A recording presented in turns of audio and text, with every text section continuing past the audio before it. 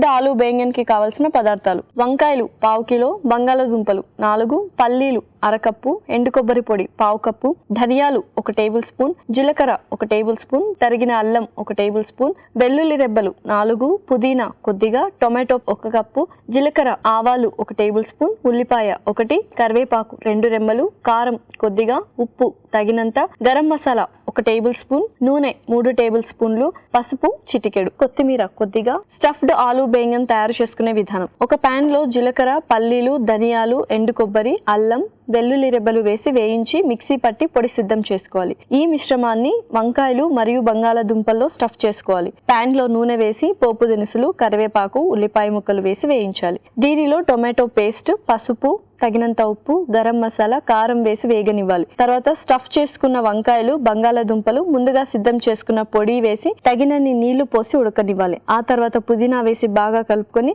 Serving plate లోకి తీసుకొని కొత్తిమీరతో గార్నిష్ చేసి సర్వ్ చేసుకుంటే స్టఫ్డ్ ఆలూ బెంగన్ రెడీ.